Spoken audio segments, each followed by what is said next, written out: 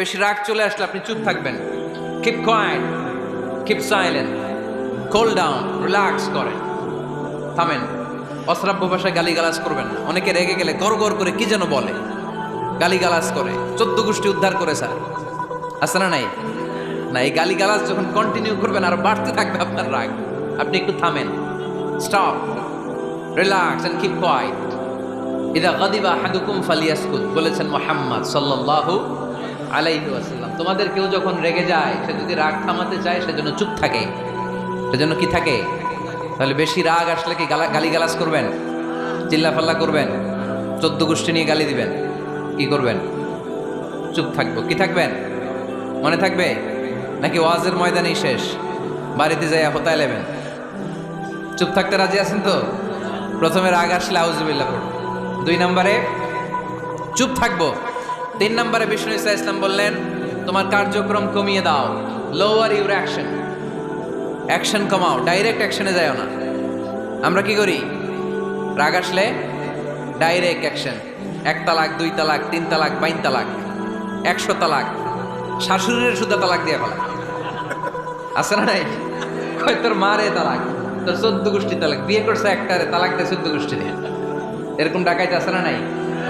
আলহামদুলিল্লাহ কিশোরগঞ্জে এগুলা নাই।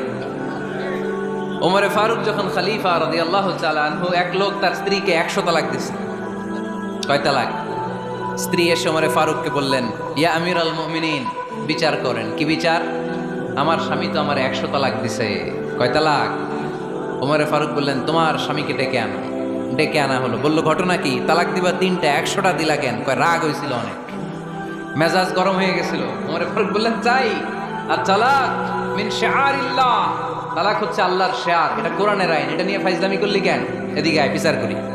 জামাই বউরে বসায় তিনি বিচার করে দিলেন, 3 তালাকে তোর বউ তালাক, বাকি 97 তালাক তোর পিঠের উপর পড়বে। কই পড়বে? এবার জল্লাদ নিয়ে আসা হলো, চাবুক নিয়া, ওয়াহিদ, ইসনাইন, তালাতা, আরবা, খামসা, এক একটা চাবুক মারে আর সিল্লান মেরা ওঠে স্বামী। কয় সব তালাক তোর পিঠের উপরে দিলাম। এরকম বিচার যদি ওমরে ফারুকের মতো বাংলার জমিনে থাকতো, একটা বদমাইশও খুঁজে পাওয়া যেত? লোয়ার ইউর অ্যাকশন, রেগে গেলে অ্যাকশন কমান্ড, ডাইরেক্ট অ্যাকশন মেরেন না। কি করবেন? কার্যক্রম কমিয়ে দেন। আল্লাহ রাসূল সাল্লাল্লাহু আলাইহি ওয়াসাল্লাম বললেন, ইযা গাদিবা আহাদুকুম হুয়া কায়েম, দাঁড়িয়ে থাকা অবস্থায় যদি কেউ রেগে যায়, ফালিয়াজলিস, সেজন্য বসে যায়। ফাইন যাহাবা আনহুল গাদাবু ওয়া ইল্লা ফালিয়াত্তাজি, বসে যাওয়ার পরেও যদি তার রাগ কমে না যায়, সেজন্য শুয়ে যায়। সুবহানাল্লাহ পড়েন। দাঁড়িয়ে থাকা অবস্থায় রাগ আসলে কি করবেন? বসা অবস্থায় রাগ আসলে, শোয়া অবস্থায় রাগ আসলে ঘুমায় যাবেন। অনেক ভালো মানুষ এলাকার লোকেরা। শোয়া অবস্থায় রাগ আসলে চোখ বন্ধ করে ঘুমায় যাবেন, এরপর সুন্দর সুন্দর স্বপ্ন দেখতে শুরু করবেন। রাগ আর নাই। কত সুন্দর ফিলোসোফার ছিল বিষ্ণু ঈসা ইসলাম। এই কথাগুলোর দাম কত জানেন? ওজন কত জানেন?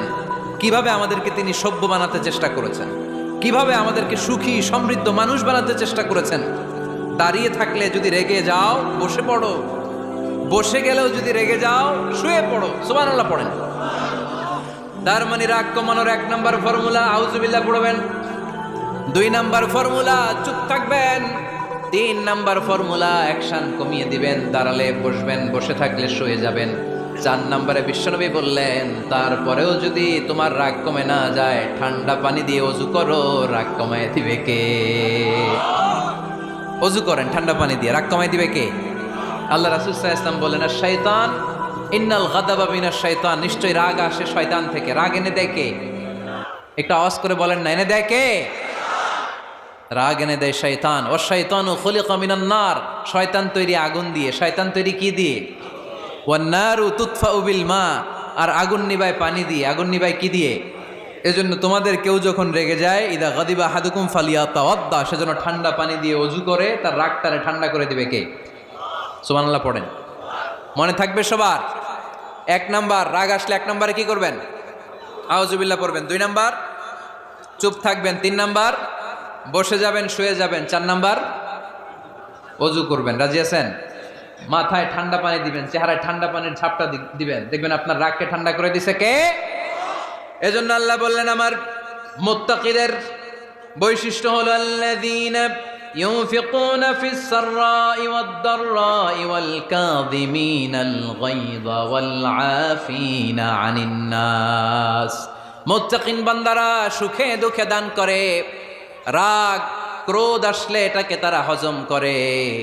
মুত্তাকিনদের 3 নাম্বার বৈশিষ্ট্য হলো তাদের সাথে কেউ অন্যায় করলে তারা ক্ষমা করে। সুবহানাল্লাহ পড়েন। কি করবেন? ক্ষমা করে দিবেন। মুত্তাকিদের 3 নাম্বার বৈশিষ্ট্য কি?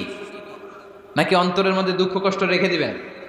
অনেকে আছে অতীতের কষ্ট ভুলতে চায় না, ভুলতে পারে না। কেউ আপনারে ধমকি দিছিল, কেউ আপনার সাথে খারাপ আচরণ করছিল, কেউ আপনারে গালি দিছিল, অনেকে এটারে পেলে পুষে অন্তরে বড় করে রাখে, আছে না নাই? ভুলতে চায় না। মনের ভেতরে রাগ পেলে পুষে রাখা ঠিক না। মনে মনে কয় তুই আমারে মারছিলি, আমি তোরে মারুম। তুই আমারে অপমান করছিলি ওই দিন, যদি একদিন সুযোগ পাই তোরে হতা এলামু। আছে না এরকম? সেই 20 বছর আগে আপনারা সে অপমান করছে, ওইটারে পেলে পুষে আপনি অন্তরে নিয়ে বয়ে বেড়াচ্ছেন। আর এই হিংসা ক্ষোভ যদি রাগ ভিতরে রাখেন, এটা আপনারা কোনো বান্দা যদি তার অন্য কোনো ভাইকে ক্ষমা করে দেয়, আল্লাহ তাআলা ওই ক্ষমাকারীর সম্মান আর মর্যাদাকে বাড়িয়ে দেয়। আল্লাহ তাআলা নিজে ক্ষমাশীল, তিনি ক্ষমা করাকে পছন্দ করেন। তাই আমাদের বেশি বেশি ক্ষমা করা দরকার। এজন্য এখন কেউ যদি আপনার সাথে খারাপ আচরণ করে, আপনার উপর জুলুম করে, অন্যায় করে, কি করবেন? মাফ করে দিবেন। মাফ করতে রাজি আছেন তো? আচ্ছা, সবাই বুঝে শুনে উত্তর দেন। আল্লাহ পাক আমাদের সব গুনাহগুলো ক্ষমা করে দেখ, আমরা চাই কি চাই না? আল্লাহ আমাদেরকে মাফ করুক, আমরা চাই কি চাই না? দেখেন, আমরা কিন্তু ঠিকই আল্লাহর কাছে ক্ষমা চাই, কিন্তু আমরা নিজেরা নিজেদেরকে ক্ষমা করতে পারি না। নিজেরা নিজেদেরকে ক্ষমা করি না। সে আমার সাথে খারাপ আচরণ করছে, আমি ক্ষমা করতে পারি না। ও আমারে গালি দিছিল, আমি ক্ষমা করি না, কিন্তু আমি কিন্তু ঠিকই আল্লাহর কাছে ক্ষমা চাই। মনে রাখবেন কিশোরগঞ্জের ভাইয়েরা, আল্লাহর কাছ থেকে ক্ষমা পেতে হলে আগে ক্ষমা করতে হবে। ঠিক কিনা বলেন? আল্লাহর কাছ থেকে ক্ষমা পেতে হলে আগে কি করতে হবে? ক্ষমা করে দিতে হবে। ইন্নাল্লাহা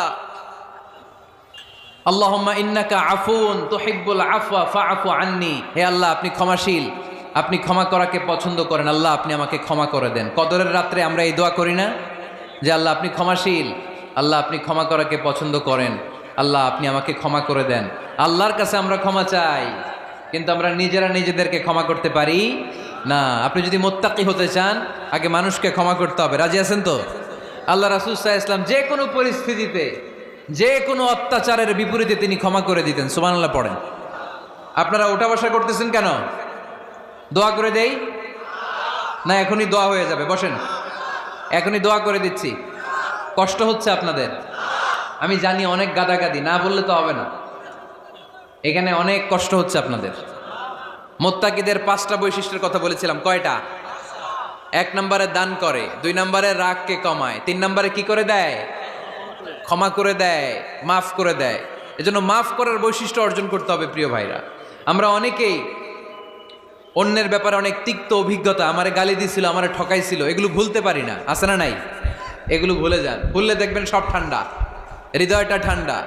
এবং এটা গবেষণায় প্রমাণিত হয়েছে, যারা অন্যকে ক্ষমা করে দেয় এদের রাতের ঘুম ভালো হয়।